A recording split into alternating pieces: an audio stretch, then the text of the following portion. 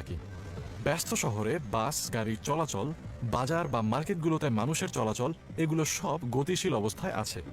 আবার স্থির অবস্থায় থাকা বিশাল দালান, এভারেস্টের মতো পাহাড় পর্বতও আমাদের নজরে পড়ে। এই পৃথিবী গতিশীল অবস্থায় না থাকলে হয়তো পৃথিবীর এক পাশে কখনো সূর্যের আলো পৌঁছতই না, ওই পাশ সবসময় অন্ধকার থাকত। এই গতিশীল বস্তুগুলোর গতি সম্পর্কে জানতে হলে প্রথমে গতির সাথে পরিচিত হতে হবে। আজকের পর্বে থাকছে স্থিতি ও গতির ধারণা, স্থিতি ও গতির মধ্যে সম্পর্ক, পরম গতি ও পরম স্থিতি সম্পর্কে ধারণা এবং বাস্তব জীবনে তাদের উদাহরণ। স্থিতি ও গতি সম্পর্কে জানার আগে কোনো বস্তুর অবস্থান সম্পর্কে জেনে নিতে হবে। চলার পথে তোমার কাছে কেউ যদি এসে বলে রেল স্টেশনের রাস্তাটি একটু দেখিয়ে দিন, আর তুমি যদি উত্তর দাও এখান থেকে কমলাপুর যেদিকে সেদিকে চলে যান, তবে তুমি ভুল উত্তর দিবে না। কিন্তু লোকটি তখন স্টেশনের সঠিক অবস্থান জানতে পারবে না। অথচ তুমি যদি উত্তর দাও এখান থেকে 2 কিলোমিটার উত্তরে, তাহলে লোকটি স্টেশনের অবস্থান সম্পর্কে কনফার্ম হয়ে যাবে। অর্থাৎ কোনো কিছুর অবস্থান নির্দেশ করার জন্য আমাদেরকে স্থির অবস্থায় আছে এমন একটি পয়েন্ট ধরে নিতে হবে। একে প্রসঙ্গ বিন্দু বলে। তাহলে নিশ্চয়ই বুঝতে পারছো যে রেল স্টেশনটি হচ্ছে স্থির এবং স্টেশনের সাপেক্ষে লোকটি গতিশীল। চলো গতির পরিচয় জেনে আসি। মনে করো তোমার স্কুলের দৌড় প্রতিযোগিতার জন্য স্কুলের মাঠে একটি ট্র্যাক তৈরি করা হয়েছে। তুমি সেই দৌড় প্রতিযোগিতায় অংশগ্রহণ করার জন্য তৈরি আছো। তোমার সাথে বাকিরাও প্রস্তুত। বাঁশি বাজার সাথে সাথে সবাই দৌড় শুরু করলে, দৌড় চলাকালীন সময়ে তুমি গ্যালারিতে থাকা তোমার ক্লাসমেটদের দিকে তাকালে দেখতে পারবে তাদেরকে একে একে পিছনে ফেলে তুমি সামনে এগিয়ে যাচ্ছ। স্থির গ্যালারির সাপেক্ষে সময়ের সাথে তোমার অবস্থানের যে পরিবর্তন, তাকে ফিজিক্সে বলা হয় গতি। চলো এবার স্থিতি সম্পর্কে ডিটেলসে জেনে নিই। সংজ্ঞাটি একটি গল্প আকারে বলা যাক। খালেক মিয়া একজন কৃষক, যিনি প্রতিদিন সকালে মাঠে কাজ করতে যান। প্রতিদিন কাজ শেষে খালেক মিয়া একটি গাছের নিচে বিশ্রাম করেন। কাজ করার সময় প্রতি মুহূর্তে খালেক মিয়ার অবস্থানের পরিবর্তন হলেও গাছটির অবস্থানের কিন্তু কোনো চেঞ্জ হচ্ছে না। গাছটি আশেপাশের সবকিছুর সাপেক্ষে স্থির আছে। গাছটির এই স্থির থাকাকেই বলে স্থিতি। এখানে স্থিতি এর আরো কিছু এক্সাম্পল দেখে নিই। খেয়াল করে দেখো, খালেক মিয়া যখন গরু দিয়ে হাল চাষ করাচ্ছেন, তখন তিনি গরুগুলোর সাপেক্ষে স্থির, কারণ গরুগুলোর সাথে খালেক মিয়ার অবস্থার কোনো পরিবর্তন হচ্ছে না। আবার দৌড় প্রতিযোগিতা শুরু করার আগে তোমরা যখন প্রস্তুত ছিলে, তখন তোমরা একজনের সাপেক্ষে আরেকজন স্থির ছিলে। এখন নিশ্চয়ই তোমরা স্থিতি ও গতির মধ্যে পার্থক্য বুঝতে পেরেছ। চলো এবার স্থিতি ও গতির সম্পর্ক দেখে আসি। প্রথম এক্সাম্পলটি আরেকবার মনে করার চেষ্টা করি, যেখানে তোমার স্কুলের দৌড় প্রতিযোগিতার জন্য তোমার স্কুলের মাঠে একটি ট্র্যাক করা হয়েছিল। গ্যালারিতে তোমার সব বন্ধুরা বসেছিল তোমাকে চিয়ার করার জন্য। ধরে নেই সেই দৌড় প্রতিযোগিতায় 2 জন শিক্ষার্থী একসাথে সেকেন্ড হয়েছে। যেহেতু তারা একসাথে দৌড় শেষ করেছে, তাই শেষ সীমানা পার করার সময় তারা পাশাপাশি ছিল, তাই তারা একজন আরেকজনের সাপেক্ষে স্থির। কিন্তু গ্যালারিতে থাকা স্টুডেন্টরা তাদেরকে গতিশীল অবস্থাতেই দেখবে। এবার খালেক মিয়ার উদাহরণটি খেয়াল করো। হাল চাষ করার সময় 2টি গরুই একসাথে বাঁধা আছে, যার জন্য গরুগুলো একই গতিতে সামনের দিকে যাচ্ছে। কিন্তু স্থির গাছের সাপেক্ষে গরুগুলো আবার গতিশীল। চলো আরেকটি উদাহরণ দেখে নিই। চলন্ত ট্রেনে তুমি এবং তোমার পাশে সিটে বসে থাকা ব্যক্তি একজন আরেকজনের সাপেক্ষে স্থির, কিন্তু এই চলন্ত ট্রেনটিকেই যখন কেউ বাইরে থেকে দেখবে, তখন তার সাপেক্ষে আবার তোমরা গতিশীল। তাহলে আমরা দেখতে পাচ্ছি ভিন্ন বস্তুর সাপেক্ষে একটি বস্তু একই সাথে গতিশীল ও স্থির দুটোই হতে পারে। তাহলে কি পরম স্থিতিশীল বা পরম গতিশীল কোনো বস্তু নেই? চলো আগে জেনে আসি পরম গতিশীল ও পরম স্থিতিশীল বলতে কি বোঝায়। পরম স্থিতিশীল কোনো বস্তু বলতে বোঝায় চিরকাল যেই বস্তুটি স্থির থাকবে। আর পরম গতিশীল বস্তু হতে হলে পরম স্থিতিশীল বস্তুর প্রয়োজন, কারণ পরম স্থিতিশীল কোনো কিছুর সাপেক্ষে কোনো বস্তুর গতিকে পরম গতিশীল বলা যায়। আমাদের চারপাশে স্থির যেই পাহাড় পর্বত, উঁচু বিল্ডিং রয়েছে, এগুলো দেখে তোমার মনে হতে পারে এরা পরম স্থিতিশীল, কিন্তু এমনটা নয়। চলো জেনে আসি কেন। আমরা সবাই জানি পৃথিবী সব সময় সূর্যের চারিদিকে ঘুরছে। পৃথিবী শুধু সূর্যের চারিদিকেই নয়, নিজের অক্ষ বরাবরও ঘুরছে। তাছাড়া সূর্য তার গ্রহ উপগ্রহ নিয়ে নিজেও ঘুরছে। যেহেতু পৃথিবী সব সময় নিজ অক্ষে ঘুরছে, তাহলে পৃথিবীতে অবস্থিত কোনো কিছু পরম স্থিতিশীল অবস্থায় থাকতে পারে না। আর পরম স্থিতিশীল কোনো বস্তু না থাকলে পরম গতিশীলও হওয়া সম্ভব নয়। তাহলে আমরা বলতে পারি আমাদের চারপাশের যত স্থির বস্তু আছে এগুলো আসলে স্থির নয়। কাজেই এই মহাবিশ্বের সকল স্থিতি এবং গতি আপেক্ষিক। কোনো গতি পরম নয় কোনো স্থিতি। আশা করি তোমার আগে এই নিয়ে কোনো কনফিউশন থাকলে সেটা দূর হয়েছে। আজকের পর্ব এই পর্যন্তই। আজকের পর্ব থেকে তুমি শিখলে স্থিতি ও গতির সংজ্ঞা, বাস্তব জীবনে তাদের উদাহরণ, একটি বস্তু একই সাথে গতিশীল ও স্থিতিশীল কিভাবে হতে পারে, এবং পরম গতি ও পরম স্থিতির ধারণা। আমাদের আগামী পর্বে থাকছে বাস্তব জীবনের উদাহরণের সাহায্যে বিভিন্ন প্রকারের গতির ধারণা। সেই পর্যন্ত ভালো থেকো, সুস্থ থেকো। গতি, পরম গতি ও পরম স্থিতি সম্পর্কে ধারণা পেয়েছো এবং বাস্তব জীবনে তাদের উদাহরণ দেখেছো। আজকের পর্বে থাকছে বিভিন্ন প্রকার গতি নিয়ে বিস্তারিত আলোচনা এবং দৈনন্দিন জীবন থেকে আরও কিছু উদাহরণ।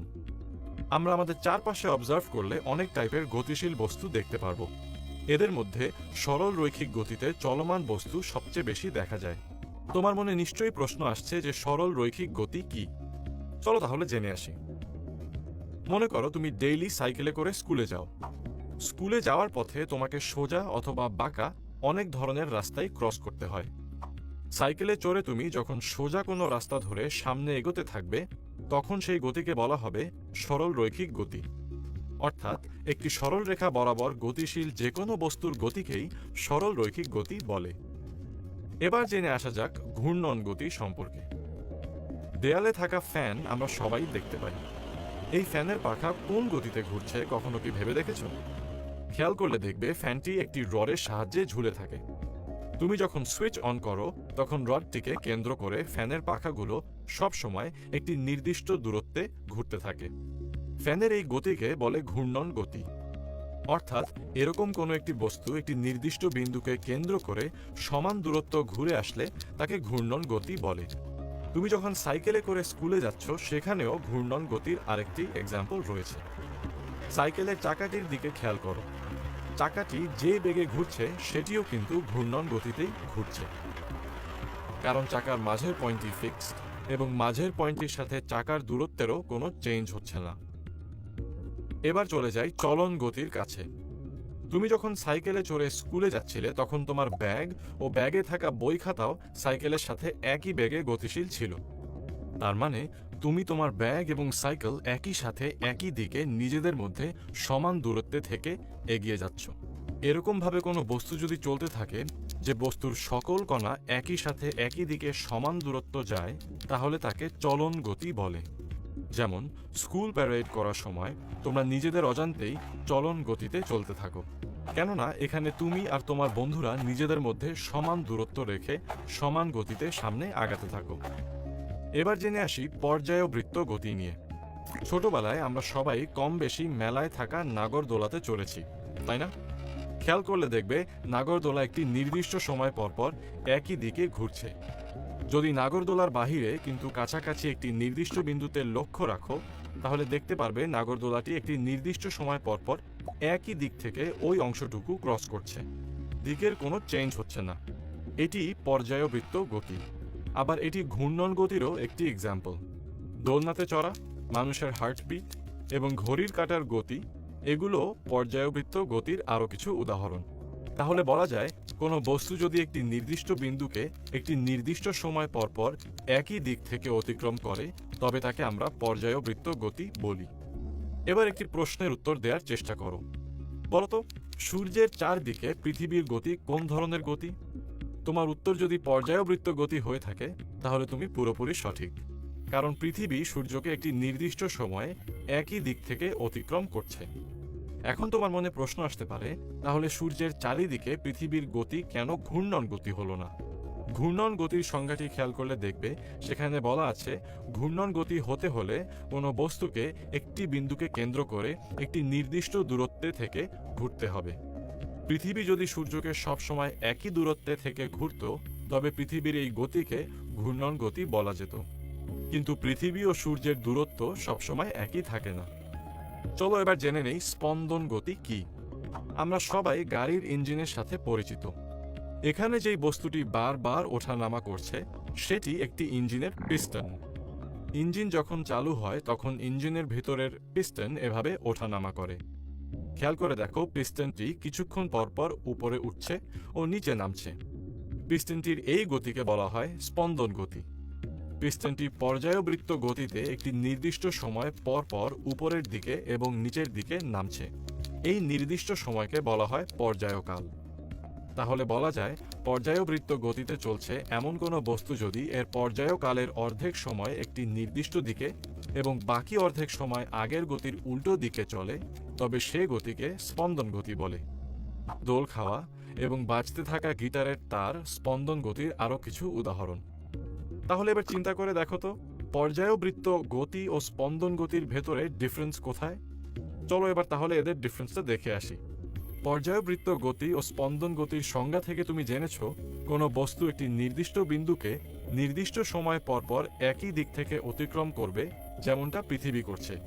কিন্তু স্পন্দন গতির সংজ্ঞা বলছে কোনো বস্তু পর্যায়কালের অর্ধেক সময় যেই দিকে থাকবে, বাকি অর্ধেক সময় তার উল্টো দিকে থাকবে, যেমনটা দেখানো হয়েছে ইঞ্জিনের পিস্টনের বেলায়। কিন্তু পিস্টনের এই গতিকে পর্যায়বৃত্ত গতিও বলা যায়, কারণ পিস্টনের ওপরের এই অংশটুকুকে নির্দিষ্ট ধরলে দেখতে পারবে পিস্টনটি একটি নির্দিষ্ট সময় পর পর একই দিক থেকে ওই অংশে যাচ্ছে।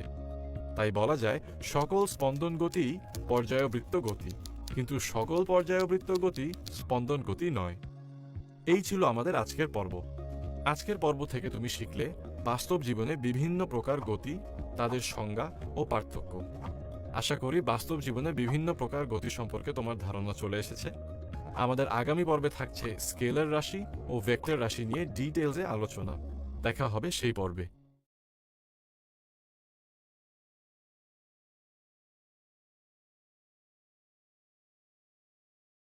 ভালো আছো? গত পর্বে বিভিন্ন প্রকার গতি এবং বাস্তব জীবনে তাদের ব্যবহার সম্পর্কে জেনেছো। আজকের পর্বে তুমি শিখবে স্কেলার রাশি ও ভেক্টর রাশি কাকে বলে, এদের মধ্যে পার্থক্য এবং বাস্তব জীবনে এসব রাশির উদাহরণ। প্রথমেই তোমাকে জানতে হবে রাশি কাকে বলে। যা কিছু পরিমাপ করা যায় তাকেই রাশি বলে। ধরো, তোমার মা তোমাকে বাজার থেকে 3 কেজি আলু ও 2 মিটার লম্বা একটি দড়ি আনতে বললেন। এখানে আলুর ভর প্রকাশ করার জন্য একটি মান ও একটি একক ব্যবহার করা হয়েছে। ঠিক একইভাবে দড়ির দৈর্ঘ্য মাপতে গেলেও আমরা একটি মান ও একটি একক ব্যবহার করব। কিন্তু শুধুমাত্র মান ব্যবহার করে সকল রাশিকে পরিমাপ করা যায় না। যেমন যদি বলা হয় একটি গাড়ির বেগ ঘন্টায় 30 কিলোমিটার, তাহলে বোঝা যাবে যে গাড়িটি ঘন্টায় 30 কিলোমিটার দূরত্ব অতিক্রম করছে, কিন্তু কোন দিকে সেই দূরত্ব অতিক্রম করছে তা অজানাই রয়ে যাচ্ছে। তাহলে বুঝতেই পারছো, অনেক রাশিকে শুধুমাত্র মান দিয়েই পুরোপুরি রূপে প্রকাশ করা যায়। আবার অনেক রাশিকে সম্পূর্ণরূপে প্রকাশ করার জন্য মান ও দিক দুটোই প্রয়োজন। অর্থাৎ যে সকল রাশিকে শুধুমাত্র মান দিয়ে প্রকাশ করা যায়, দিকের প্রয়োজন হয় না, তাদেরকে স্কেলার রাশি বলে। তুমি এতক্ষণে নিশ্চয়ই বুঝে গেছো যে দৈর্ঘ্য, ভর দুটোই স্কেলার রাশি। স্কেলার রাশির আরো কিছু উদাহরণ হচ্ছে সময়, তাপমাত্রা, শক্তি ইত্যাদি। কারণ এদেরকে প্রকাশ করতে দিকের কোনো প্রয়োজন হয় না। কারণ তুমি যখন কাউকে জিজ্ঞাসা করো কয়টা বাজে, তখন নিশ্চয়ই কেউ উত্তর দেয় না দক্ষিণ দিকে 2টা বাজে। তাপমাত্রা বা শক্তির ক্ষেত্রেও ঠিক একই ঘটনা ঘটে। তবে কিছু রাশিকে প্রকাশ করতে হলে আমাদেরকে দিকের সাহায্য অবশ্যই নিতে হবে। মনে করো তোমাকে বলা হলো তোমার বাড়ি থেকে 100 মিটার দূরে মাটির নিচে কিছু গুপ্তধন লুকানো আছে। বাড়ি থেকে 100 মিটার কোন দিকে তোমাকে যেতে হবে তা তোমার জানা নেই। তুমি গুপ্তধন পাওয়ার আশায় তোমার বাড়ি থেকে র্যান্ডমলি 100 মিটার দূরে কোথাও যে মাটি খোঁড়া শুরু করলে, সেখানে গুপ্তধন পাওয়ার পসিবিলিটি খুবই কম। আবার তোমার বাড়ি থেকে 100 মিটার দূরে সব দিকে মাটি খুঁড়তে অনেক সময় লেগে যাবে গুপ্তধন খুঁজে বের করতে। অথচ তোমাকে যদি বলা হয় গুপ্তধনটি তোমার বাড়ি থেকে ঠিক উত্তর পশ্চিম দিকে 100 মিটার দূরে, তাহলে খুব কম সময়ে তুমি গুপ্তধনটি বের করে ফেলতে পারবে। তাহলে আমরা বলতে পারি যে সকল রাশিকে প্রকাশ করতে মান ও দিক দুটোরই প্রয়োজন হয়, তাদেরকে ভেক্টর রাশি বলে। এই পর্বের শুরুর দিকে দেয়া ঘন্টায় 30 কিলোমিটার গতিতে চলমান গাড়ির উদাহরণটি লক্ষ্য করো। এই ইনফরমেশন থেকে গাড়িটি কত দ্রুত চলছে তা জানতে পারলেও গাড়িটি ঠিক কোন দিকে এগোচ্ছে তা তোমার কাছে অজানা। নির্দিষ্ট গন্তব্যে পৌঁছতে হলে গাড়িটিকে অবশ্যই একটি নির্দিষ্ট দিকে যেতে হবে, আর নির্দিষ্ট দিকে গাড়ির গতি বা দ্রুতি হলো এর বেগ। সো বেগ একটি ভেক্টর রাশি। এছাড়া সরণ, ত্বরণ, বল, ওজন এগুলো সবই ভেক্টর রাশির উদাহরণ। আমাদের পরবর্তী পর্বগুলোতে এই রাশিগুলো নিয়ে আমরা বিস্তারিত আলোচনা করব। এবার আমরা জানব ভেক্টর রাশিকে কিভাবে প্রকাশ করা হয়। স্কেলার রাশিকে প্রকাশের কোনো নির্দিষ্ট উপায় না থাকলেও ভেক্টর রাশিকে প্রকাশের একটি নির্দিষ্ট উপায় আছে। ধরে নাও একটি বস্তু এ পয়েন্ট থেকে বি পয়েন্টের দিকে তার অবস্থানের পরিবর্তন করছে। এই অবস্থানের পরিবর্তনকে ভেক্টর রূপে প্রকাশের জন্য এ বি এর উপর একটি তীর চিহ্ন দিতে হবে।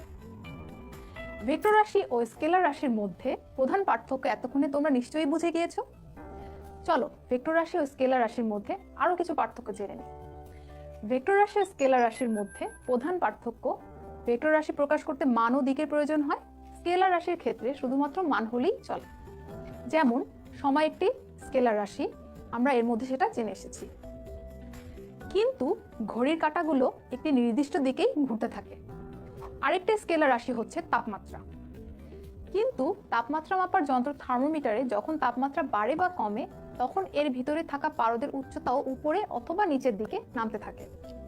কোনো কিছু দূরত্ব স্কেলার রাশির মাধ্যমে প্রকাশ করা হয়। যেমন 30 মিটার 2 মাইল যখনই দূরত্বের সাথে দিক যুক্ত হয়ে যায় তখন সেটি আর স্কেলার রাশি থাকে না, ভেক্টর রাশিতে পরিণত হয়ে যায়। যেমন পূর্ব দিকে 30 মিটার 2 মাইল উত্তরে। চলে যাই দ্বিতীয় পার্থক্যে।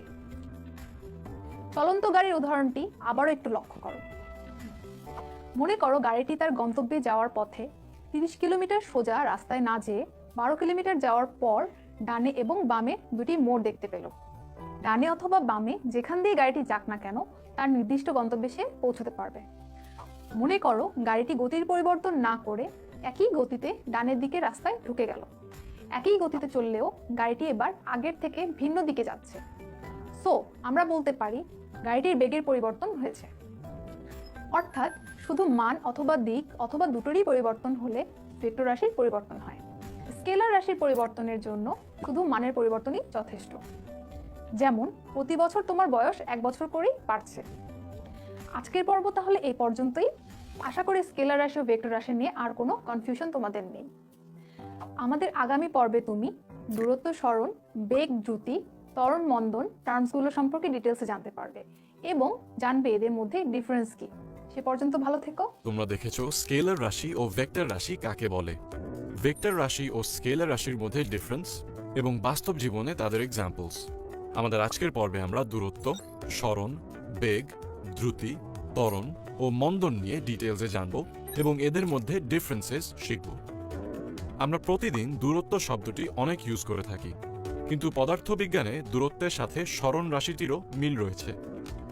চলো প্রথমে জেনে আসি দূরত্ব ও সরণ নিয়ে। মনে করো তুমি তোমার এক বন্ধুর বাসায় যাচ্ছ একসাথে পড়ালেখা করার জন্য, কিন্তু তোমার বন্ধুর বাসায় কোন দিক দিয়ে যেতে হয় সেটা তোমার কাছে অজানা। ধরে নাও তোমার বাসা এ এবং তোমাকে যেতে হবে তোমার বন্ধুর বাসা বি তে, কিন্তু হঠাৎ একটি ভাঙা রাস্তা সামনে চলে আসলো। যদি রাস্তা ভাঙা না হতো তাহলে সোজা রাস্তায় তুমি তোমার বন্ধুর বাসায় যেতে পারতে, কিন্তু রাস্তা ভাঙা হওয়ার কারণে রিকশাওয়ালাকে অনেকটুকু রাস্তা ঘুরে যেতে হয়েছে। পদার্থবিজ্ঞান বলছে তুমি যতই ঘুরে রাস্তা পার হও না কেন, সরণ হবে তোমার বাসা থেকে তোমার বন্ধুর বাসার সোজা রাস্তাটুকুই। অর্থাৎ বস্তুর আদি অবস্থান ও শেষ অবস্থানের মাঝের সবচেয়ে কম দূরত্বই সরণের মান, এবং সরণের দিক হচ্ছে তোমার বাসা থেকে তোমার বন্ধুর বাসার দিকে। আর রাস্তা ভাঙা হওয়ার কারণে যেটুকু রাস্তা রিকশাওয়ালা ঘুরে পার করেছে সেটুকু রাস্তা হচ্ছে তোমার মোট দূরত্ব। ধরে নাও তোমার বাসা থেকে তোমার বন্ধুর বাসা 10 কিলোমিটার দূরে, তাহলে তুমি আসা যাওয়ার পথে মোট 20 কিলোমিটার দূরত্ব পার করবে। তোমার বন্ধুর বাসায় যাওয়ার দিক যদি ধনাত্মক ধরো তাহলে আসার দিক হবে পুরোপুরি অপোজিট। তাই তোমার সরণ হবে 0, কারণ সরণ হচ্ছে কোনো বস্তুর আদি অবস্থান ও শেষ অবস্থানের মাঝের ডিফারেন্স। আরো সহজভাবে বলা যায়, তুমি যদি একটি মাঠের চারপাশে 100 মিটার দৌড়ে আবার আগের জায়গায় চলে আসো তাহলে তুমি টোটাল 100 মিটার দূরত্ব ক্রস করলেও তোমার সরণ হবে 0। তাহলে বলা যায় কোনো গতিশীল বস্তু যে পথে চলে সেই পথের টোটাল প্রকৃত দৈর্ঘ্যকে দূরত্ব বলে। আর কোনো নির্দিষ্ট দিকে একটি গতিশীল বস্তুর আশেপাশের সাপেক্ষে অবস্থানের পরিবর্তনকে সরণ বলে। এতক্ষণে নিশ্চয়ই বুঝতে পেরেছ দূরত্ব ও সরণের মধ্যে মূল ডিফারেন্স কোথায়। চলো এক নজরে তাদের পার্থক্যগুলো দেখে আসি। এবার চলে যাই বেগ ও দ্রুতির কাছে। মনে করো তোমার বাসার পাশে থাকা পার্কে প্রতিদিন সকালে তুমি আর তোমার বান্ধবী হাঁটতে যাও। পার্কটির 4 কিলোমিটার রাস্তা যেতে তোমার সময় লাগে 2 ঘন্টা, আর তোমার বান্ধবীর 10 কিলোমিটার যেতে সময় লাগে 6 ঘন্টা। পদার্থবিজ্ঞানের ভাষায় সময়ের সাথে তোমাদের অবস্থানের এই চেঞ্জকে দ্রুতি বলে। যদি তোমাকে প্রশ্ন করা হয় তোমাদের মধ্যে কার স্পিড বেশি, এই ভ্যালু দেখে সেটা বলা সম্ভব না। স্পিড বের করতে হলে তোমাকে জানতে হবে প্রতি ঘন্টায় তোমরা কে কতদূর যাও। এজন্য এভাবে ক্যালকুলেট করতে হবে। তাহলে দেখতে পারছো তোমার থেকে তোমার বান্ধবীর স্পিড বেশি। অর্থাৎ কোনো বস্তু যদি টি সময়ে ডি দূরত্ব যায় তবে দ্রুতি ভি সমান হবে d/t। তুমি যখন হাঁটতে থাকো তখন প্রতি মুহূর্তে তোমার দ্রুতি ইকুয়াল থাকে না। এক্ষেত্রে তোমার যে দ্রুতি বের হলো তা আসলে গড় দ্রুতি। গড় দ্রুতি বের করার জন্য তোমার পূরণ করা টোটাল দূরত্বকে টোটাল সময় দিয়ে ভাগ দিতে হবে। মনে করো পুরো পার্কটি 12 কিলোমিটার। পার্কটির পুরোটা ঘুরে আসতে তোমার মোট সময় লাগে 6 ঘন্টা। তাহলে তোমার গড় দ্রুতি হবে 2 কিলোমিটার/আওয়ার। প্রতিদিন সকালে তুমি যখন পার্কে হাঁটো তখন তোমার দিক নির্দিষ্ট থাকে না। সেই হিসেবে বলা যায় দ্রুতি একটি স্কেলার রাশি। কিন্তু যখন হেঁটে বাসার দিকে ফিরে আসো তখন তোমার অবস্থানের চেঞ্জ হয় একটি নির্দিষ্ট দিকে, এবং সেই দিকটি হচ্ছে তোমার বাসার দিকে।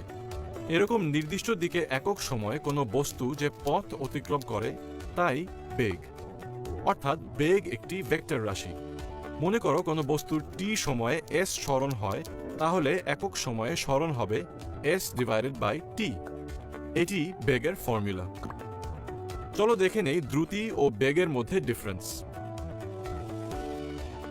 এবার ধরে নেই পার্ক থেকে তোমার বাসায় ফেরার পথে 2 কিলোমিটার সামনে তোমার বন্ধুর বাসায় তুমি থামলে তার সাথে দেখা করতে। এইটুকু পথ আসতে তোমার সময় লেগেছে 4 ঘন্টা। কিন্তু তোমার বাসা থেকে তোমার বন্ধুর বাসার অ্যাকচুয়াল ডিস্টেন্স আসলে 4 কিলোমিটার। তাহলে ফর্মুলা অনুযায়ী তোমার বেগ তখন হবে 4 কিলোমিটার / 4 ঘন্টা, অর্থাৎ 1 কিলোমিটার/আওয়ার। এটি তোমার গড় বেগ, কারণ তোমার বেগ প্রতি মুহূর্তে সমান নয়। কখনো তোমার বেগ বাড়ছে, আবার কখনো তোমার বেগ কমছে। সময়ের সাথে বেগের এই বাড়া বা কমাকে পদার্থবিজ্ঞানে ত্বরণ বা মন্দন বলে। চলো জেনে আসি ত্বরণ ও মন্দন নিয়ে। রাস্তায় চলা দ্রুত গতির যানবাহন আমরা প্রতিদিন দেখে থাকি। যখন ট্রাফিক লাইট থামার জন্য সিগন্যাল দেয় তখন সব গাড়ি আস্তে আস্তে থেমে যায়। আবার সিগন্যাল ছেড়ে দিলে সব গাড়ি আস্তে আস্তে গতি বাড়িয়ে সামনে আগাতে থাকে। সময়ের সাথে বস্তুর বেগের এই পরিবর্তনের হারকে বলে ত্বরণ। যখন গাড়িটি সিগন্যালে দাঁড়িয়েছিল তখন তার বেগ ধরে নেই u। সিগন্যাল ছাড়ার টি সময় পর গাড়িটির বেগ যদি v হয় তবে টি সময় বেগের পরিবর্তন বা পার্থক্য হবে v - u। সুতরাং একক সময়ে বেগের পরিবর্তন হবে v - u/t। অর্থাৎ ত্বরণ a = v - u/t। সিগন্যাল ছেড়ে দিলে সব গাড়ি যখন সময় বাড়ার সাথে সাথে গতি বাড়ায় তখন তাকে ধনাত্মক বা পজিটিভ ত্বরণ বলে।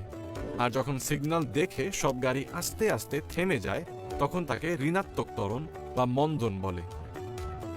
এবার চলো ত্বরণ ও মন্দনের ডিফারেন্সগুলো দেখে নিই। এই ছিল আমাদের আজকের পর্ব। আমাদের আজকের পর্ব থেকে তুমি শিখলে সরণ ও দূরত্ব, বেগ ও দ্রুতি এবং ত্বরণ ও মন্দন নিয়ে। আমাদের আগামী পর্বে এদের কিছু সমীকরণ নিয়ে ডিটেইলে আলোচনা হবে। দেখা হবে সেই পর্বে।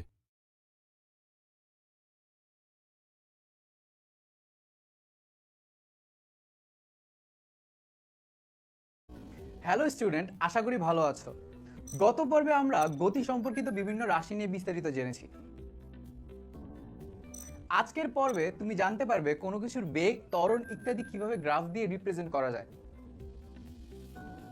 বেগ এবং বেগের সূত্র নিয়ে আমরা আগের পর্বে আলোচনা করেছি। বেগকে দুই ভাগে ভাগ করা যায়, সম ও অসম বেগ। যদি একটি চলন্ত ট্রেন পূর্ব দিকে প্রথম সেকেন্ডে 5 মিটার, দ্বিতীয় সেকেন্ডে 5 মিটার এবং একই বেগে সামনে আগাতে থাকে, তাহলে ট্রেনের এই বেগকে সমবেগ বলা যায়। অর্থাৎ সময়ের সাথে কোনো বস্তুর বেগের মান ও দিক পরিবর্তন না হলে তাকে সমবেগ বলা হয়। আবার ট্রেনটি যদি প্রথম সেকেন্ডে 1 মিটার, দ্বিতীয় সেকেন্ডে 5 মিটার, তৃতীয় সেকেন্ডে 8 মিটার দূরত্ব অতিক্রম করে, তবে বলা যায় ট্রেনের বেগের মান সেম থাকছে না, অর্থাৎ অসম বেগ হবে। আবার মনে করো সময়ের সাথে বেগের মান একই আছে, কিন্তু সামনে হঠাৎ একটি বাঁক চলে আসলো। এক্ষেত্রে বেগের মান একই থাকলেও দিক একই থাকবে না। বেগ একটি ভেক্টর রাশি বলে দিক পরিবর্তনের সাথে সাথে বেগও চেঞ্জ হয়ে যাবে। অর্থাৎ সময়ের সাথে কোনো বস্তুর বেগের মান বা দিক অথবা একই সাথে দুটোরই পরিবর্তন ঘটলে তাকে অসমবেগ বলে। প্রথমেই সমবেগের ক্ষেত্রে বেগ বনাম সময় গ্রাফটি দেখে নিই। এজন্য গ্রাফের এক্স অক্ষ বরাবর সময় ও ওয়াই অক্ষ বরাবর বেগ ধরে নাও। তাহলে সমবেগের ক্ষেত্রে বেগ যেহেতু সময়ের সাথে সাথে একই থাকবে, সেক্ষেত্রে বেগের মানের কোনো পরিবর্তন হবে না, অর্থাৎ রেখাটি এক্স অক্ষের সমান্তরালে সামনে আগাতে থাকবে। চলো এবার সমবেগের ক্ষেত্রে দূরত্ব বনাম সময়ের গ্রাফটি আঁকি। এবারও একটি ট্রেন দিয়ে বুঝি চলো। ট্রেনটি যখন স্টেশনে দাঁড়িয়ে ছিল তখন ট্রেনটির দূরত্ব ও সময় দুটোই শূন্য।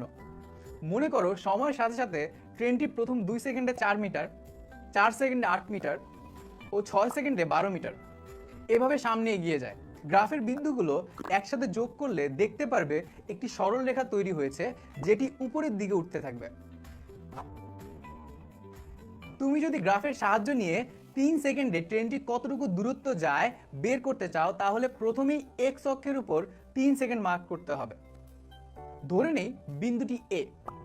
এবার এ বিন্দুটির উপর হতে ওয়াই অক্ষের সমান্তরালে একটি সরলরেখা আঁকতে হবে, যা আগে সরলরেখাকে একটি বিন্দুতে ছেদ করছে। ধরে নাও বিন্দুটি পি। এবার পি বিন্দু হতে এক্স অক্ষের সমান্তরাল করে আরেকটি সরলরেখা আঁকি। ধরে নাও এই সরলরেখাটি ওয়াই অক্ষকে বি বিন্দুতে ছেদ করছে। এবার বলো তো বি বিন্দুটি কত দূরত্ব ইন্ডিকেট করছে? হ্যাঁ, ঠিকই ধরেছ, 6 মিটার। তাহলে ট্রেনটি 3 সেকেন্ড সময়ে 6 মিটার দূরত্ব অতিক্রম করবে। এই গ্রাফ থেকে তুমি চাইলে ট্রেনটির সমবেগের মানও বের করে ফেলতে পারবে। এই গ্রাফের ঢাল নিয়ে বা সিম্পলি এতটুকু অংশের দূরত্বকে সময় দিয়ে ভাগ করলেই সমবেগের মান পাই, 2 মিটার পার সেকেন্ড। চলো দেখে আসি অসমবেগের ক্ষেত্রে গ্রাফ দেখতে কেমন হবে। অসমবেগের ক্ষেত্রে সময়ের সাথে দূরত্ব একই হারে বা রেটে বাড়ে না, তাই এই গ্রাফ দেখতে সোজা সরল রেখার মতো হবে না, এরকম বাঁকানো হবে। গ্রাফের ঢালও হয় এক এক পয়েন্টে এক এক রকম, যা ওই পয়েন্টে বেগ নির্দেশ করে। আগের পর্বে ত্বরণ ও মন্দন নিয়ে বিস্তারিত জেনেছো। চলো এবার সুষম ত্বরণ সম্পর্কে জেনে নিই। মনে করো একদিন ছাদে বিকেলবেলা বল খেলতে যেয়ে বলটি ছাদ থেকে নিচে পড়ে গেল। বলটি কোথায় গিয়ে পড়েছে সেটি দেখার জন্য তুমি নিচে তাকালে। বলটি যখন নিচের দিকে পড়ে যাচ্ছিল তখন বলটির বেগ সময়ের সাথে সাথে একই রেটে বাড়তে থাকবে। ছাদের উপর থেকে বল নিচে পড়ে যাওয়ার ঘটনাটি সুষম ত্বরণের একটি উদাহরণ। চলো এবার এর কারণটি খুঁজে বের করে নেওয়া যাক। কেন প্রতি সেকেন্ডে বলটির বেগ একই রেটে বাড়ছে? তুমি আগের ক্লাসে জেনেছো অভিকর্ষের কারণে মুক্তভাবে নিচে পড়তে থাকা কোনো বস্তুর ত্বরণের মান 9.8 মিটার পার সেকেন্ড। অর্থাৎ কোনো বস্তু মুক্তভাবে নিচে পড়তে থাকলে তার বেগ প্রতি সেকেন্ডে 9.8 মিটার পার সেকেন্ড করে বাড়তে থাকে। বলটি যখন ছাদ থেকে নিচের দিকে পড়ে যেতে শুরু করছিল তখন প্রথম সেকেন্ড শেষে এর বেগ ছিল 9.8 মিটার পার সেকেন্ড। দ্বিতীয় সেকেন্ড শেষে এর বেগ বেড়ে হবে 19.6 মিটার পার সেকেন্ড। এভাবে প্রতি সেকেন্ডে বলটির বেগ একই হারে বাড়তে থাকবে। এটিই সুষম ত্বরণ। অর্থাৎ কোনো বস্তুর বেগ যদি নির্দিষ্ট দিকে সবসময় একই হারে বাড়তে থাকে তাহলে সে ত্বরণকে সুষম ত্বরণ বলে। এবার চলো শিখে নিই সুষম ত্বরণের গ্রাফটি দেখতে কেমন হবে। গ্রাফের এক্স অক্ষের দিকে সময় ও ওয়াই অক্ষের দিকে বেগ ধরে নাও। বলের উদাহরণটির দিকে লক্ষ্য করলে দেখবে প্রতি সেকেন্ডে বলটির বেগ যেহেতু সমান হারে বাড়ছে, তাই গ্রাফ পেপারে বিন্দুগুলো বসালে একটি সরলরেখা তৈরি হবে। এবার চলো কতগুলো বেগের মিক্স একটি গ্রাফ দেখে আসি। মনে করো একটি ট্রেন যখন স্টেশন থেকে যাত্রা শুরু করে তখন ধীরে ধীরে এর গতি বাড়তে থাকে, তাই ভি ভার্সেস টি গ্রাফের সরল রেখাটি সোজা উপরের দিকে উঠতে থাকবে। ধরে নাও একটি নির্দিষ্ট গতিতে পৌঁছানোর পর ট্রেনটি ওই গতি ধরে সামনে আগাচ্ছে। সমবেগে আগানোর কারণে গ্রাফটির সরল রেখাটি এক্স অক্ষের সমান্তরালে আগাতে থাকবে। কিছুক্ষণ সমবেগে চলার পর ট্রেনটি এবার গতি কমানো শুরু করলো, কারণ সামনের স্টেশনে থামতে হলে ট্রেনটির গতি স্টেশনে যে শূন্য হতে হবে। ফলে এইখানে মন্দনের সৃষ্টি হবে এবং গ্রাফের সরল রেখাটি নিচের দিকে নামতে থাকবে। আমাদের আজকের পর্ব এই পর্যন্তই। গতি ও ত্বরণ সম্পর্কিত গ্রাফ নিয়ে তোমাদের সব কনফিউশন দূর হয়েছে আশা করি। আমাদের আগামী পর্বে থাকছে গতি সম্পর্কিত বিভিন্ন সূত্র, সূত্রের প্রমাণ ও সেই সম্পর্কিত কিছু গাণিতিক সমস্যা। পর্বে তুমি গতি রিলেটেড বিভিন্ন রাশির লেখচিত্র দেখেছো। আজকের পর্বে তুমি গতি রিলেটেড বিভিন্ন সমীকরণ সম্পর্কে জানবে। এর আগের পর্বগুলোতে ত্বরণের সংজ্ঞা হতে তুমি একটি সূত্র দেখেছিলে। এই সূত্রে ইউ হচ্ছে সময় গণনার শুরুতে কোনো বস্তুর বেগ, যাকে আদিবেগ বলে। ভি হচ্ছে টি সময় শেষে পাওয়া বেগ, অর্থাৎ শেষ বেগ। চলো এবার এই সূত্রটিকে একটু অন্যভাবে লেখার চেষ্টা করি। একটু রিঅ্যারেঞ্জ করলে সূত্রটি দাঁড়ায় ভি সমান you plus A into T, অর্থাৎ শেষ বেগ সমান আদিবেগ যোগ ত্বরণ গুণ সময়। এটি তাহলে শেষ বেগ, ত্বরণ ও সময়ের মধ্যে সম্পর্ক। চলো একটি ম্যাথ প্রবলেম সলভ করে নেওয়া যাক এই সূত্র দিয়ে। মনে করো একটি গাড়ি স্থির থেকে গতিশীল করতে 2 মিটার পার সেকেন্ড স্কোয়ার ত্বরণ দেওয়া হলো এবং কিছু সময় পর এর বেগ 20 মিটার পার সেকেন্ড হলো। তোমাকে বের করতে বলা হলো কত সময় ধরে ত্বরণ দেওয়া হয়েছিল। প্রশ্নটিতে লক্ষ্য করলে দেখবে এখানে আদিবেগ ইউ সমান 0, শেষ বেগ ভি সমান 20 মিটার পার সেকেন্ড এবং ত্বরণ এ সমান 2 মিটার পার সেকেন্ড স্কোয়ার দেয়া আছে। তোমাকে বের করতে হবে সময় টি সমান কত। কিছুক্ষণ আগে তুমি জেনেছো ভি সমান you plus A into T বা ভি মাইনাস ইউ সমান এ ইন্টু টি। সো টি সমান ভি মাইনাস ইউ বাই এ। এবার ইউ ভি এ এর মান সমীকরণে বসালে টি এর মান হবে 10 সেকেন্ডস। চলো এবার গতির আরো একটি সমীকরণ ডিরাইভ করে ফেলি। মনে করো কোনো বস্তু ইউ আদিবেগ নিয়ে এ সুষম ত্বরণে টি সময় পর্যন্ত চলার পর এর বেগ হয় ভি, আর এই সময়ে বস্তুটি এস দূরত্ব যায়।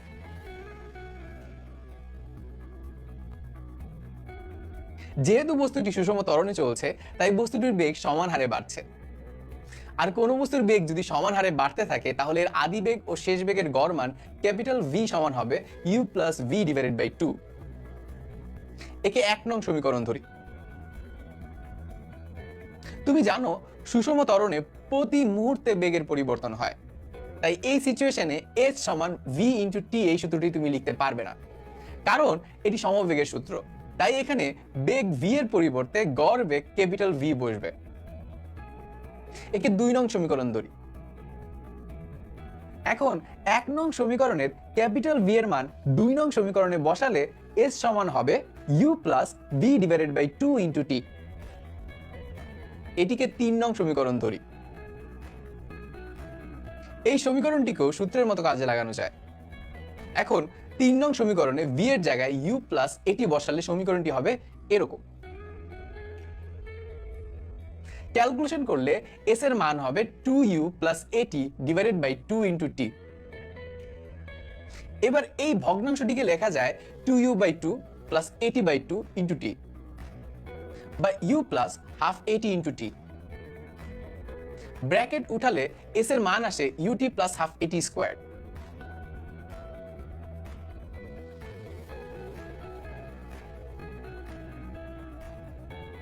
চলো এই সূত্র দিয়ে এবার একটি ম্যাথ প্রবলেম সলভ করে ফেলি। মনে করো 50 মিটার পার সেকেন্ড বেগে চলন্ত একটি ট্রেনে 4 সেকেন্ড ধরে 2 মিটার পার সেকেন্ড স্কোয়ার ত্বরণ দেওয়া হলো। ট্রেনটি ওই সময়ে কতটুকু দূরত্ব যাবে? লক্ষ্য করো ট্রেনটির আদিবেগ ইউ এর মান 50 মিটার পার সেকেন্ড, ত্বরণ এর মান 2 মিটার পার সেকেন্ড স্কোয়ার এবং সময় টি এর মান 4 সেকেন্ড। দূরত্ব এস বের করতে হবে। ট্রেনটির দূরত্ব এস হবে UT plus half at square. এখন ইউ, এ এবং টি এর মান বসে ক্যালকুলেশন করলে দূরত্ব এস সমান হবে 216 মিটার। চলো এবার জেনে নেই গতির তৃতীয় সমীকরণ সম্পর্কে। তৃতীয় সমীকরণটি তৈরি করার জন্য গতির প্রথম ও দ্বিতীয় সমীকরণটি সাহায্য লাগবে। প্রথম সমীকরণটি ছিল v equals to u plus at. এবার সমীকরণের দুই পাশে বর্গ করলে সমীকরণটি হবে এমন। এখন এই অংশটুকু থেকে 2a কমন নিলে সমীকরণটি হবে v squared equals to u squared plus 2a into u t plus half at square. গতির দ্বিতীয় সমীকরণে তুমি দেখেছো s equals to UT plus half at square, তাই ব্র্যাকেটের এই অংশটুকু লেখা যাবে s, অর্থাৎ সমীকরণটি দাঁড়ায় v squared is equal to u squared plus 2as। এটি গতির তৃতীয় সমীকরণ যা সরণ, ত্বরণ ও শেষ বেগের মধ্যে সম্পর্ক দেখায়। চলো এবার এই সমীকরণটি দিয়েও একটি প্রবলেম সলভ করে ফেলি। মনে করো একটি বাস স্থির অবস্থা থেকে 10 মিটার পার সেকেন্ড স্কোয়ার সুষম ত্বরণে চলা শুরু করলে 80 মিটার দূরে থাকা একজন লোককে বাসটি কত বেগে পাস করে যাবে। যেহেতু বাসটি থেমেছিল তাই এর আদি বেগ u ইকুয়ালস টু 0, ত্বরণ a equals to 10 metre per second square, দূরত্ব s ইকুয়ালস টু 80 মিটার। শেষ বেগ v কত তা বের করতে হবে। তাহলে শেষ বেগ v বের করতে হলে গতির তৃতীয় সমীকরণে মানগুলো বসাতে হবে। গতির তৃতীয় সমীকরণটি ছিল v square is equal to u square plus 2as। মান বসিয়ে ক্যালকুলেশন করলে v এর মান আসে 40 মিটার পার সেকেন্ড। এই ছিল আমাদের আজকের পর্ব। আজকের পর্বে আমরা গতির তিনটি সূত্র সম্পর্কে ধারণা পেলাম। আগামী পর্বে এই সূত্রগুলো ব্যবহার করে অনেক রকমের স্টুডেন্ট, আশা করি ভালো আছো। গত পর্বে তুমি গতি সম্পর্কিত বিভিন্ন সমীকরণ সম্পর্কে জেনেছো। আজকের পর্বে তুমি শিখবে একই প্রবলেমে গতির কয়েকটি সমীকরণ ব্যবহার করে কিভাবে সমাধান করতে হয় ও গ্রাফের প্রবলেম কিভাবে সলভ করতে হয়। চলো প্রথমে জেনে নিই কিভাবে টেবিলে দেয়া মান থেকে গ্রাফ আঁকতে হয়। মনে করো একটি টেবিলে 10 সেকেন্ড পর পর একটি বাসের শুরু থেকে 80 সেকেন্ড পর্যন্ত বেগ দেয়া আছে।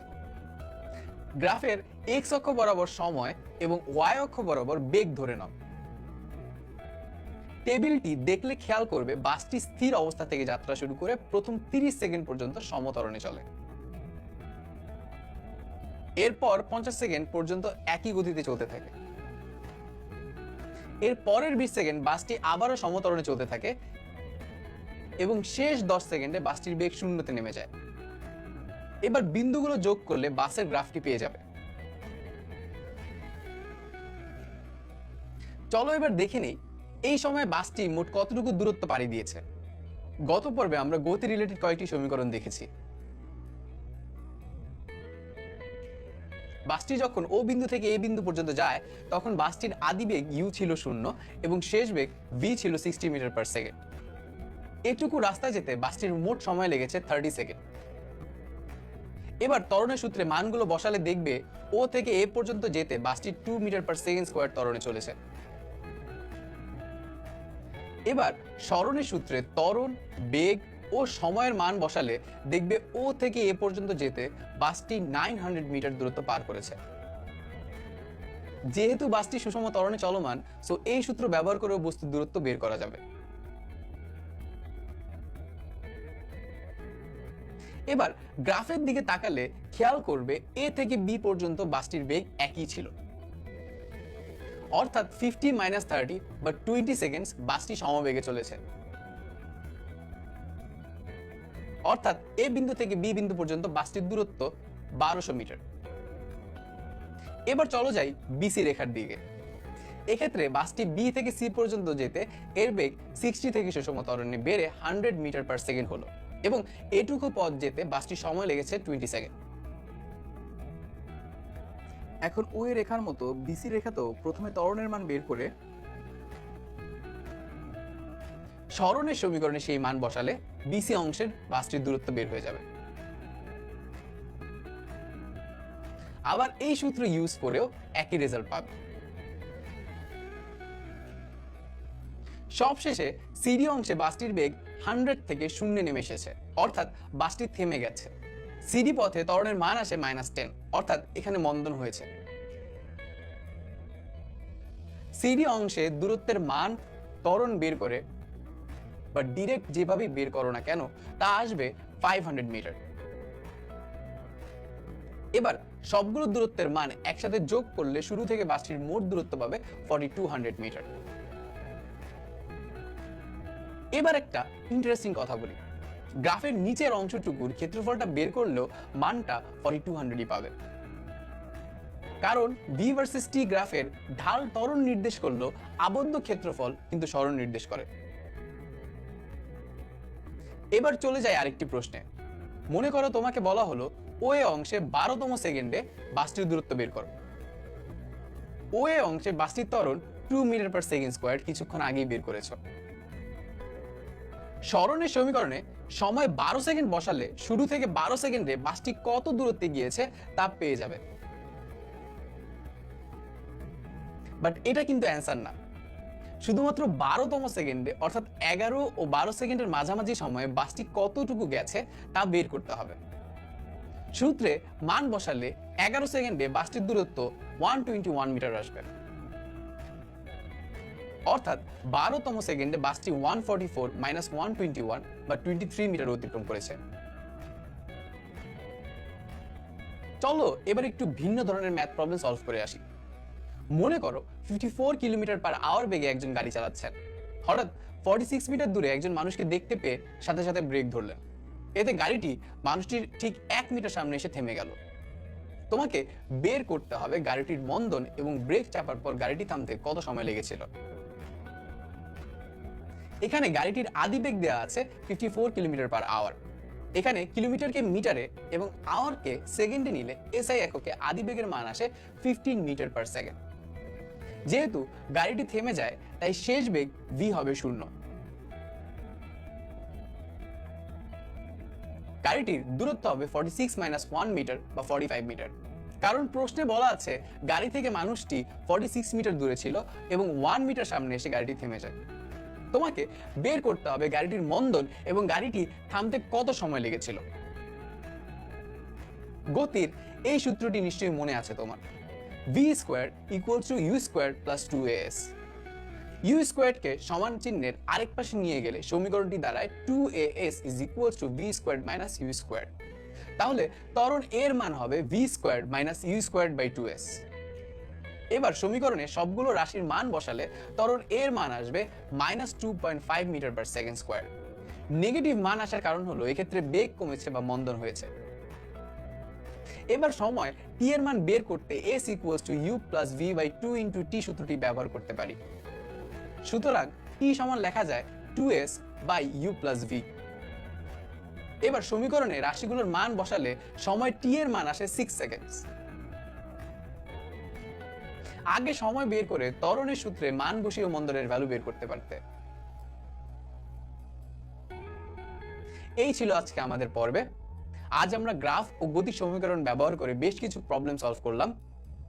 আগামী পর্বে গতি সূত্রগুলো ব্যবহার করে বাস্তব জীবনের কিছু ম্যাথ প্রবলেম সলভ করব। সেই পর্যন্ত ভালো থেকো।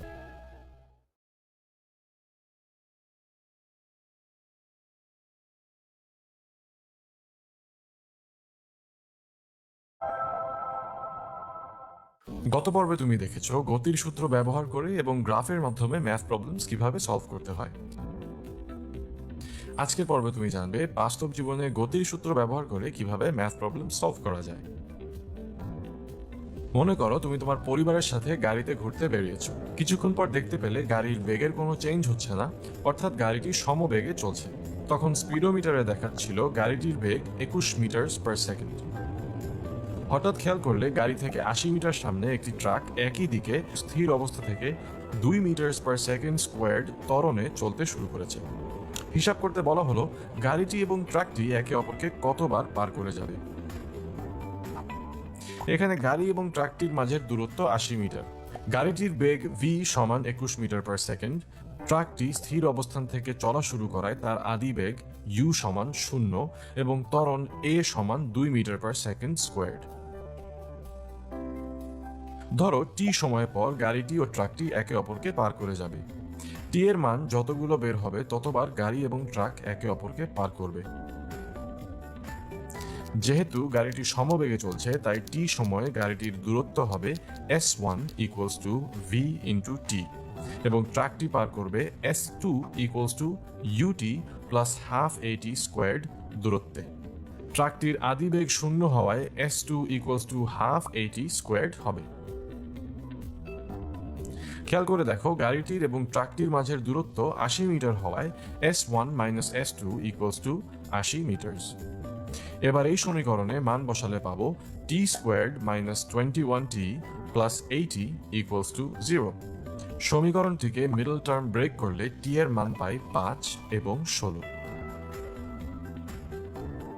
তাহলে দেখতে পেলে গাড়িটি 5 সেকেন্ড পর ট্রাকটিকে একবার পার করবে, আবার সময় যখন 16 সেকেন্ডে তখন ট্রাকটি গাড়িটিকে ওভারটেক করবে। এরকম ঘটার কারণ হলো ট্রাকটি যখন স্থির অবস্থা থেকে চলা শুরু করেছিল তখন গাড়িটির তুলনায় প্রথম দিকে ট্রাকটির বেগ কম ছিল, তাই প্রথম 5 সেকেন্ডে গাড়িটি ট্রাকটিকে পিছনে ফেলে যাবে, কিন্তু গাড়িটি সমবেগে চলতে থাকার কারণে পুরো সময় জুড়ে এর বেগ একই থাকবে।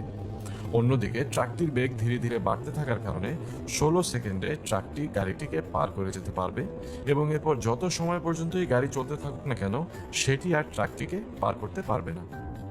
চলো এবার আরেকটি ম্যাথ প্রবলেম সলভ করে আসি। মনে করো একদিন একজন পুলিশ চোরকে চুরি করতে দেখে ফেললো। সাথে সাথে পুলিশ চোরটিকে ধরার জন্য স্থির অবস্থা থেকে 4 মিটার পার সেকেন্ড স্কোয়ার ত্বরণে দৌড় শুরু করলো। চোরটিও পুলিশকে দেখতে পেয়ে দৌড়ানো শুরু করলো এবং 10 মিটার পার সেকেন্ড সমবেগে দৌড়াতে থাকলো। চোরটি পুলিশের থেকে 300 মিটার সামনে ছিল। বের করতে হবে পুলিশ চোরটিকে ধরতে পারবে কিনা। ধরতে পারলেও কত সময় পর ও কত দূরে গিয়ে ধরবে। ধরে নাও পুলিশ যেখান থেকে দৌড় শুরু করেছে সেটি এ, চোর যেখান থেকে দৌড় শুরু করেছে সেটি বি এবং পুলিশ চোরকে সি স্থানে টি সময় পর ধরতে পারবে, কারণ পুলিশ সমত্বরণে দৌড়াচ্ছে আর চোরটি সমবেগে। পুলিশের আদিবেগ ইউ সমান 0 এবং ত্বরণ এ সমান 4 মিটার পার সেকেন্ড স্কোয়ার। চোরকে ধরতে হলে পুলিশের 300 প্লাস বিসি দূরত্ব অতিক্রম করতে হবে। পুলিশ টি সেকেন্ড সময়ে যেটুকু দূরত্ব যাবে তা বের করতে হলে গতির এই সমীকরণে এস এর মান বসাতে হবে।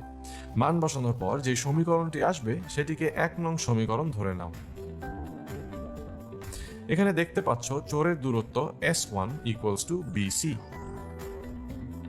যেহেতু চোরটি সমবেগে দৌড় শুরু করেছিল তাই সমবেগের সূত্রে তার বেগের মান বসালে একটি নতুন সমীকরণ তৈরি হবে। এটিকে সমীকরণ 2 ধরে নাও। সি বিন্দুতে পুলিশ ও চোর একই সময় আসবে, তাই দুজনের জন্যই টি এর মান একই হবে। এখন 1 নং সমীকরণে বিসি এর মান বসালে এরকম একটি নতুন সমীকরণ পাবে। ক্যালকুলেশন করলে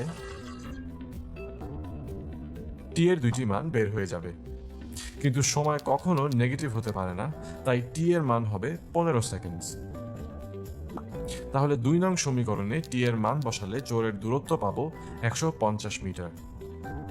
সুতরাং পুলিশ 450 মিটার দূরে চোরকে সি বিন্দুতে ধরতে পারবে। চলো চলে যাই আমাদের শেষ ম্যাথ প্রবলেমটিতে। মনে করো একটি বন্দুকের গুলি দেয়ালের মধ্যে 4 সেন্টিমিটার ঢুকে যাওয়ার পর বেগ অর্ধেক হারায় এবং কিছু দূর যাওয়ার পর গুলিটি থেমে যায়।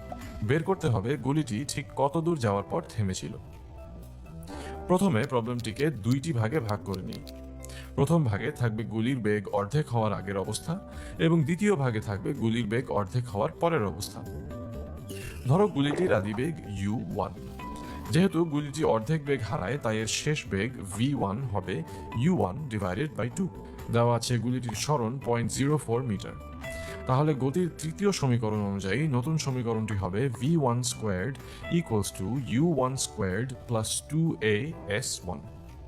ক্যালকুলেশন করে a এর মান আসে -u1 স্কোয়ার্ড বাই 0.11। দ্বিতীয় ভাগে যখন গুলির বেগ ধীরে ধীরে কমতে থাকে তখন এর বেগ এক সময় 0 হয়ে যায়, তাই এর শেষ বেগ v2 ইকুয়ালস টু 0 এবং দ্বিতীয় ভাগের আদিবেগ হবে প্রথম ভাগের শেষ বেগ। আর মন্দন এখানেও একই থাকবে কারণ প্রতিটি দেয়াল সমান বাধা দিবে। দ্বিতীয় ভাগের গতির তৃতীয় সমীকরণটি ব্যবহার করা যায়। এক্ষেত্রে সরণের মান আসবে 1.37 সেন্টিমিটার। অর্থাৎ গুলিটি দেয়ালের ভিতর আরও 1.37 সেন্টিমিটার প্রবেশ করে থেমে যাবে। আমাদের আজকের পর্ব এইটুকুই। আজকের পর্বে তুমি শিখলে বাস্তব জীবনের এক্সাম্পল থেকে ম্যাথ প্রবলেমস কিভাবে সলভ করতে হয়। আমাদের আগামী পর্বে থাকছে গতির সূত্র থেকে পরন্ত বস্তুর সূত্রাবলীর রূপান্তর, জি এর মান নিয়ে আলোচনা। দেখা হবে আগামী পর্বে।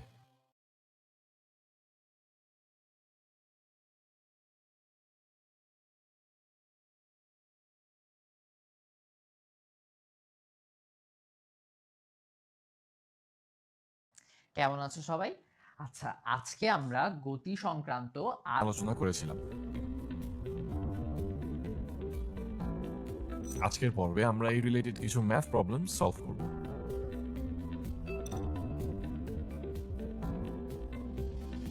মনে করো আদনান একটি বলকে 29 মিটার পার সেকেন্ড বেগে সোজা উপরের দিকে ছুঁড়ে মারল। বের করতে হবে বলটি সর্বোচ্চ কত উপরে উঠবে এবং উপরে উঠতে বলটির কত সময় লাগবে। খেয়াল করে দেখো, আদনান যেই বেগে বলটি ছুঁড়ে মারলো সেটিই হবে বলটির আদি বেগ। আর গত পর্বে তুমি দেখেছো উপরের দিকে ছুঁড়ে মারা কোনো বস্তুর সর্বোচ্চ উচ্চতায় শেষ বেগ 0 হয়। নিক্ষিপ্ত বস্তুর সূত্রগুলোতে উচ্চতা h আছে দুটি সূত্রে, যেখানে প্রথম সূত্রটিতে t আছে কিন্তু পরেরটিতে নেই। যেহেতু t এর মান জানা নেই, তাই সেকেন্ড সূত্রে u এবং v এর মান বসিয়ে h এর মান পাই 42.9 মিটার। এখন সময় বের করার জন্য আমরা এই সূত্রটি ব্যবহার করব। মান বসালে সময়ের মান আসে 2.96 সেকেন্ড। চলো এবার চলে যাই আরেকটি ম্যাথ প্রবলেমে। এখন আদনান ওই বলটি ডিফারেন্ট বেগে উপরে ছুঁড়ে মারল। বলটি 8.504 সেকেন্ড পরে মাটিতে পড়ল। বের করতে হবে সে বলটিকে কত বেগে ছুঁড়ে মেরেছিল। অলরেডি আমরা জানি সর্বোচ্চ উচ্চতায় শেষ বেগ v 0, তাই v এর মান এই সূত্রে বসালে t এর মান আসে u/g। আবার সর্বোচ্চ উচ্চতায় উঠতে বলটি যে সময় নিবে, নামতেও একই সময় নিবে, তাই বলটি শূন্যে মোট 2u/g সময় থাকবে। এখন বলটি মাটিতে ফিরে আসতে মোট সময় নিয়েছে 8.504 সেকেন্ড। যেহেতু বলটি উপরে 2u/g সময় থাকে, তাই 2u/g সমান 8.504 লেখা যায়। এবার ক্যালকুলেট করে দেখবে আদি বেগ u এর মান আসবে 41.67 মিটার পার সেকেন্ড। চলো আরো কিছু প্রবলেম সলভ করে নেওয়া যাক। ভেবে নাও তুমি এবং তোমার বান্ধবী নিজ নিজ বাসার ছাদে দাঁড়িয়ে আছো। তোমার বিল্ডিংটি 20 মিটার উঁচু এবং তোমার বান্ধবীর বিল্ডিংটি 4 মিটার উঁচু। এখন তুমি তোমার বিল্ডিং থেকে একটি বল নিচে ফেললে এবং তোমার বান্ধবীও একই সময় আরেকটি বল তার বিল্ডিং থেকে নিচে ফেললো। প্রথমে বের করতে হবে তোমার বলটি তোমার বান্ধবীর বিল্ডিং এর উচ্চতায় পৌঁছতে কত সময় লাগবে। খেয়াল করে দেখো, শুরুতে তোমার বলটির আদিবেগ 0 ছিল। তোমার বাসা এবং তোমার বান্ধবীর বাসার উচ্চতার ডিফারেন্স 16 মিটার, তাই বলটি 16 মিটার দূরত্ব পার করবে। এখন সময়ের মান বের করলেই প্রবলেমটি সলভ হয়ে যাবে। সময় বের করার দুটি সূত্র আছে। আমরা দ্বিতীয় সূত্রটি ইউজ করব, কারণ প্রথমটিতে শেষ বেগ আছে যার মান প্রশ্নে দেয়া নেই। এবার এই সূত্রে আদিবেগ এবং উচ্চতার মান বসালে সময় t এর মান আসে 1.81 সেকেন্ড। এখন বের করতে হবে তোমার বান্ধবীর বলটি যখন মাটিতে পড়ে তখন তোমার বলটি কত উচ্চতায় এবং কত বেগে ছিল। বুঝতেই পারছো, তোমার বান্ধবীর জন্য বলটির আদিবেগ 0। ধরে নাও তোমার বান্ধবীর বলটি মাটিতে পড়তে সময় নেবে t1 সেকেন্ড। এবার এই সূত্রে h, u এবং g এর মান বসালে তোমার বান্ধবীর ছাদ থেকে বলটি মাটিতে পড়তে কত সময় লাগবে সেটি বের হয়ে যাবে। এবার ধরে নাও ওই t1 সময়ে তোমার বলটি h1 দূরত্ব নিচে নামবে। এবার h1 is equal to ut1 plus half g t1 squared সূত্রে মান বসালে দেখতে পারবে h1 এর মান এসেছে 4 মিটার। খেয়াল করে দেখো, তোমার বলটি এবং তোমার বান্ধবীর বলটি ছেড়ে দেওয়ার পর একই সময় একই দূরত্বে নিচে নেমেছে। তার মানে তোমার বান্ধবীর বলটি যখন মাটিতে পড়ে যাবে তোমার বলটি তখন মাটি থেকে 16 মিটার উপরে থাকবে। এবার চলো দেখি ওই সময় তোমার বলটি কত বেগে নিচে পড়েছিল। বলটির বেগ v হলে এই সূত্রের সময় ও আদিবেগের মান বসালে ভাসমান অবস্থায় তোমার বলটির বেগ আসবে 8.85 মিটার পার সেকেন্ড। এখন তাহলে আজকের পর্বের শেষ ম্যাথ প্রবলেমটি সলভ করি। মনে করো তোমার বাসার সামনে একটি আম গাছ আছে। 120 মিটার উঁচুতে একটি আম দেখে তুমি 60 মিটার পার সেকেন্ড বেগে সোজা উপরের দিকে একটি ঢিল মারলে, কিন্তু ঢিলটি আমটির কাছে পৌঁছানোর আগেই আমটি নিচে পড়তে শুরু করলো। বের করতে বলা হলো কখন আম এবং ঢিলটি ভূমি থেকে একই উচ্চতায় থাকবে, আর তাদের উচ্চতা কত ছিল। প্রশ্নে ঢিলটির আদিবেগ দেয়া আছে 60 মিটার পার সেকেন্ড। প্রথমে ঢিলটির উচ্চতার জন্য একটি সমীকরণ তৈরি করা যাক, যেটি দেখতে হবে এরকম। আবার ঢিলটি যেহেতু আমটিতে লাগার আগেই গাছ থেকে পড়ে গিয়েছিল, তাই আমটি ডাল থেকে 120 মাইনাস h মিটার নিচে থাকবে। আমটি গাছের স্থির অবস্থায় ছিল বলে এর আদিবেগ হবে 0। তাহলে আমের ক্ষেত্রে উচ্চতার সমীকরণটি হবে এমন। যেহেতু দুটি সমীকরণেই h একই পরিমাণ উচ্চতা বোঝাচ্ছে, তাই সমীকরণ দুটিকে সমান লেখা যাবে। ক্যালকুলেশন করলে t এর মান আসে 2 সেকেন্ড। অর্থাৎ ঢিল মারার 2 সেকেন্ড পরে আম ও ঢিলটি মাটি থেকে একই উচ্চতায় থাকবে। এখন সময় t এর মান এই সূত্রে বসালে উচ্চতার মান আসে 19.6 মিটার। আজ তাহলে এই পর্যন্তই। আজকের পর্ব থেকে তুমি জানলে বাস্তব জীবনের কিছু এক্সাম্পল থেকে কিভাবে ম্যাথ প্রবলেম সলভ করতে হয়। এই রিলেটেড আরো প্রবলেমস থাকছে আমাদের লাইভ ক্লাসে। দেখা হবে পরের পর্বে।